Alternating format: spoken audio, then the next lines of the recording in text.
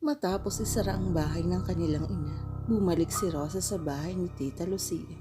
Ngunit hindi siya mapakali. Ano ba talaga ang nangyari kay Mama? Masyado bang natural ang pagkamatay nito? O may mas malalim pang dahilan? Mga tanong ni Rosa sa isip niya. Kinagabihan habang tahimik silang kumakain, hindi na napigilan ni Rosa ang sarili. Tita, mahina niyang sabi. Ano ba talaga ang nangyari kay Mama? Natigilan si Tita Lucia. Saglit itong napatingin sa kanyang mga pinsan. Tila nag-aalangan. Bakit ngayon mo lang tinatanong? Tanong nito, halatang hindi komportable. Dahil may bumabagabag sa akin, tita. Simula nang bumalik ako rito, parang may mali.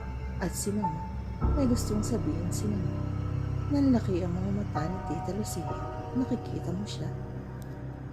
Napahinga ng malalim si Rosa. Hindi lang nakikita, tita. Naririnig ko rin.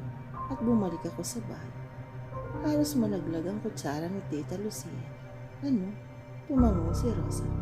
Tita, may nakaukit sa kama niya. Uuwi ako. Kasama ka. Napatayo si Tita Lucia. Halatang natakot. Diyos ko, hindi pa tapos. Dahan-dahang nilingon ni Tita Resi si Tita Lucia. Tita, sabihin mo na sa akin ang totoo. Malalim na buntong hininga ni Tita Lucia bago siya nagsalita. May itinatago si ate sa iyo, Rosa. May pumatay sa kanya. Nanginginig ang kamay ni Rosa. Anong ibig mong sabihin, tita? Pumikit si Tita Lucia. Tila pinipilit balikan ng isang mapait na alaala. Bago mamatay ang mama mo, lagi niyang sinasabi na may nagmamasid sa kanya, na may nakikita siyang anino sa labas ng bahay tuwing gabi. Pero hindi siya pinaniwalaan ng mga tao. Napalunok si Rosa. Anino? Hanggang isang araw, dumalaw ako sa kanya. Nadatnan kong duguan ang kama niya pero hindi ko siya nakita doon. Hanggang sa may narinig akong kaguluhan sa labas ng kalsada. At doon ko nakita ang mama mo na nakahandusay na. Wala nang buhay na para bang may kumaladkad sa kanya palabas ng bahay ninyo. Muling nanlaki ang mata ni Rosa.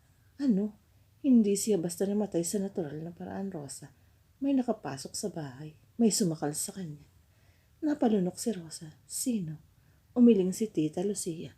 Hindi namin alam. Walang ebidensya. Parang hindi taong gumawa. Anong ibig mong sabihin? Lumunok si Tita Lucia bago muling nagsalita. Sabi ng albularyo, hindi lang basta may pumatay sa mama mo. May sumundo sa kanya. Nang gabi ngayon, hindi makatulog si Rosa. Habang nag-iisip, naalala niya ang isang lumang kahon sa kwarto ng kanyang ina. Dali-dali siyang bumalik sa lumang bahay, dala ang flashlight. Nang pumasok siya, tumigil siya sa harap ng pinto ng kwarto ni Mama. Muli niyang naramdaman ang bigat sa paligid, ngunit may isang bagay na mas nagpagulat sa kanya. Bukas ang pinto, sa loob, sa ibabaw ng kama, may isang lumang sobre, isang sulat. Nanginginig ang kamay niya habang binubuksan ito, at sa kanyang pagbasa, tumulo ang luha niya. Anak, kung nababasa mo ito, baka wala na ako. Alam kong may darating para sa akin. May mga taong hindi mo kilala, pero hindi sila tao. Hindi ko alam kung bakit nila ako gustong kunin. Alam ko lang na hindi sila dapat papasukin sa bahay natin. Kapag narinig mong kumatok sila, kahit anong mangyari, huwag mong bubuksan ang pinto. Bumilis ang tibok ng puso ni Rosa. Nanginginig siyang lumingon sa paligid. Tapos narinig niya ito. Tok, tok, tok. Isang malakas na katok mula sa pintuan sa baba.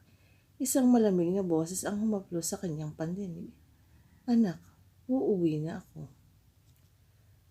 Dahan-dahang lumapit si Rosa sa hagdan. Sinilip niya ang ibaba. Madilim ang paligid. Ngunit may nakita siyang nakatayo sa labas ng pinto. Isang anino. Mabagal ang kilos. Ngunit may isang bagay siyang napansin. Hindi ito normal na anino. Parang hindi ito gumagalaw ng natural. Parang gumagapang ang anyo nito. Lumalabo at bumabalik ang hugis. At nang tumama ang liwanag ng buwan, nakita niya ang mukha nito. Nanigas ang katawan niya. Si Mama. Pero hindi ito ang ina na nakilala niya. Maputla ito. At nang bumukas ang bibig nito, lumabas ang isang mahaba at maitim na dila. Napaatras si Rosa. Hindi ito si Mama. Naramdaman niya ang malamig na hangin sa likuran niya. Paglingon niya nandoon na ito, sa likod niya. Malamig ang hininga sa kanyang batok. Anak, umuwi ka na. At bago siya makatakbo, isang malamig na kamay ang mahigpit na humawak sa kanyang braso. Ang huling narinig ni Rosa ay ang sigaw ng kanyang sarili. At pagkatapos, katahimikan. Kinabukasan hindi na siya nakita pa. Nang pumasok si Tita Lucia sa lumang bahay, natagpuan niya ang kwarto ni Rosa at sa ibabaw ng kama may nakaukit na bagong mensahe. Uuwi na ako. Kasama siya. Hanggang ngayon walang nakakaalam kung anong nangyari kay Rosa. Ang bahay ng kanyang ina ay natiling nakatayo. Walang gustong lumapit. Walang gustong bumili. At tuwing sasabit ang 12:00 ng gabi, may nakikita ang mga tao sa bintana. Isang babae, nakaputing damit, nakatitig lang, at kung minsan, kung ikaw ay mapapadaan doon, maririnig mong mahinang katok sa pinto at isang malamig na tinig ang bubulong sa iyo. Anak, uuwi na ako. 2 linggo na ang nakalipas mula nang mawala si Rosa.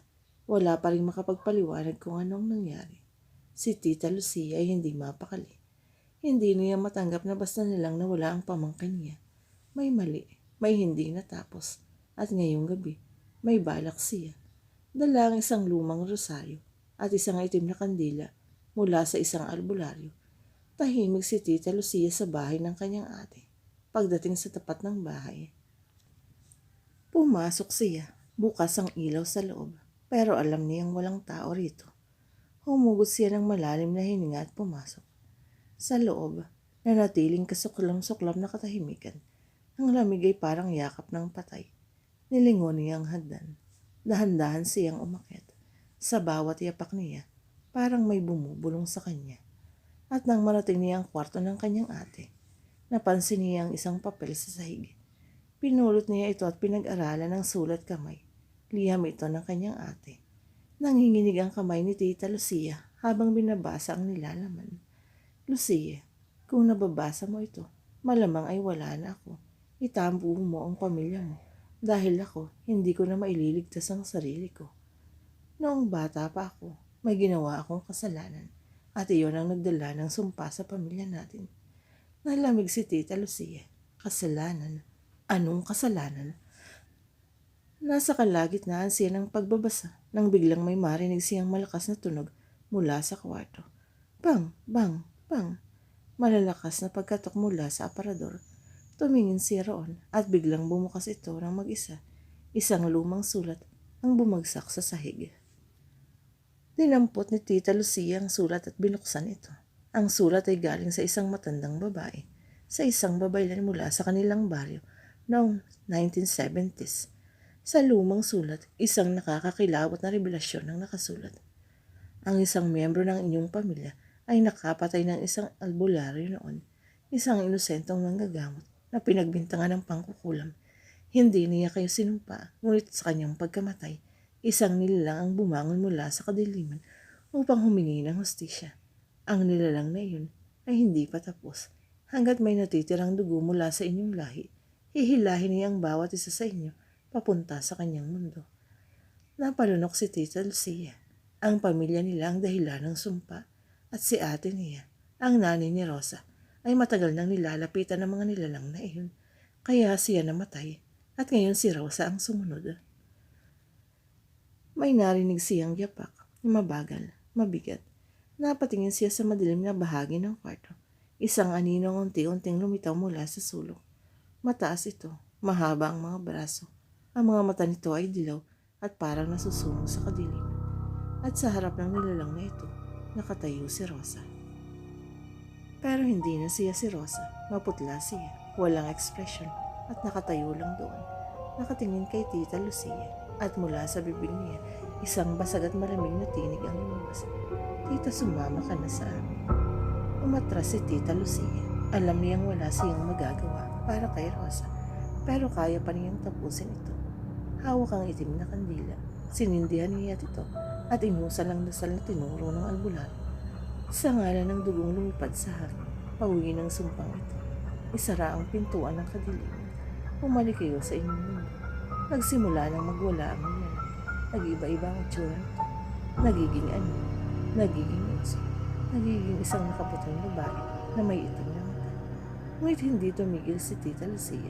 Habang nagdadasal siya, nakita niyang dahan-dahang naglaho ang katawan ni Rosa at sa huling segundo, nakangiti itong tumingin sa kanya. Salamat, tita. Malaya na kami. At nawala ang lahat. Nagbalik ang katahimikan. Ang bahay ay hindi na malamig. Ang hangin ay hindi na mabigat. Tapos na ang sumpa. Lumipas ang ilang taon. Ipinademolish ni Tita Lucia ang bahay. Wala nang bumalik. Wala nang gumagalaw sa gabi. At sa huling beses na binisita niyang lumang lote, may natagpuan siyang isang bagay sa lupa. Isang lumang papel. At sa papel na iyon, nakasulat ang huling mensahe ni Rosa. Salamat, tita. Paalam. Umiti si Tita Lucia, ngunit hindi niya napigilan ang